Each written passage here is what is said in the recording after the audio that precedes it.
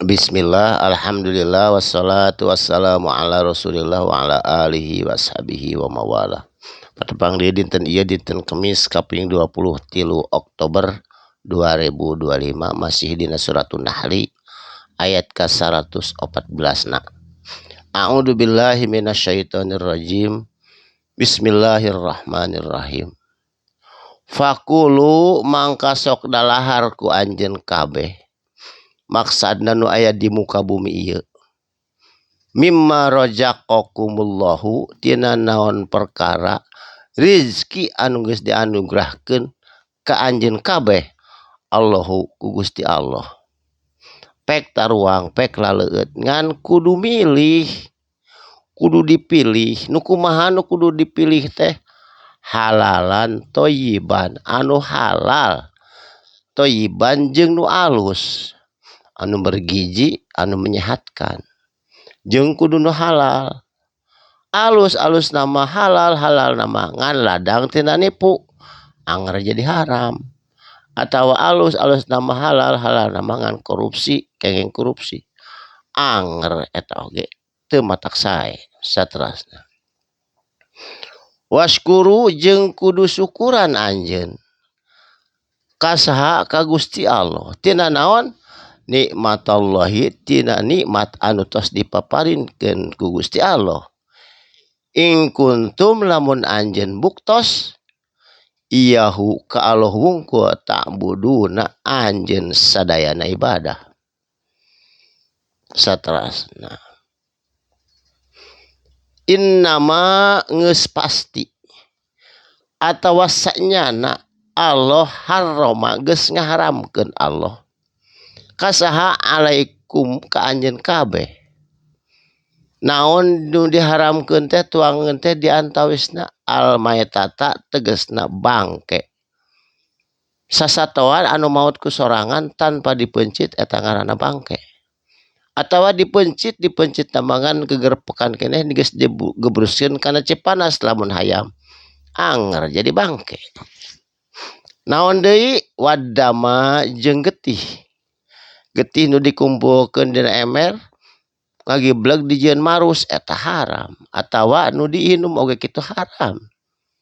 Walahmal hinzir jeung daging khinzir tegasna daging babi. Haram. Kategori babi teh seueur termasuk anjing itu tos diterangkeun ti payun. Nyaeta eta teh lain daging naungkuh, kukuna, buluna, kulitna sadayana jadi haram. Naon deui nu diharamkeun teh? Wa ma uhilla. Jeung naon perkara uhilla anu dipencit li ghairillah. Kana salianti nyebut nama Allah. Mencit sapi, mencit muning. Jang nyirorok kidul. Tah huluna dikalautkeun dagingna teu kenging dituang, haram da eta mah.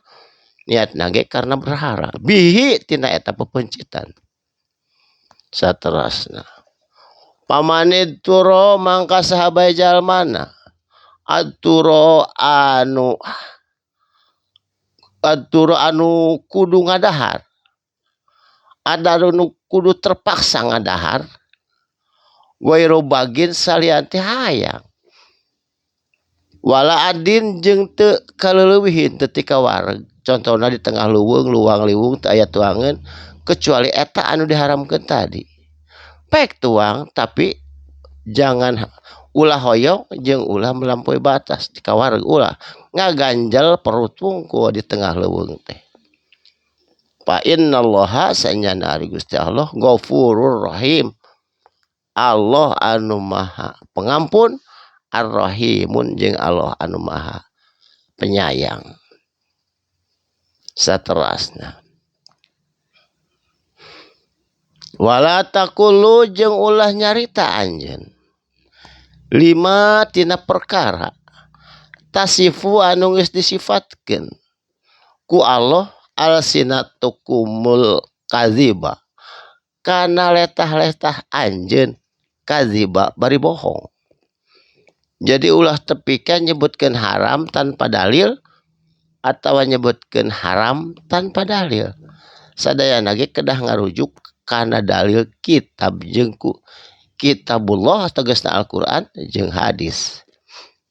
Ulah teu beka nyebatkeun kumaha hada halalan ari ieu dahareun halal wa hada haramun jeung ieu dahareun haram. Teu kengek teu aya aturan mah ulah gagabah nyebut haram, ulah gagabah nyebut halal. Sabab lamun sakayang urang nyebut halal nyebut haram eta teh litaftaru eta teh jijieunan Allahi ka Gusti Allah kadziba ngabohongkeun. Innal ladina yaftaru sanyana jalma anu jijieunan ngabohongkeun kana keterangan Allah nyeun keterangan sorangan Allahi kadziba tegasna ka Gusti Allah ngabohongkeun la yuflihuna moal untung dunia moal untung akhirat. Sabab naon saterasna ka dieu mataun qalilun ari kesenangan dunia mah da saeutik sakedeung salilana ge di dunya.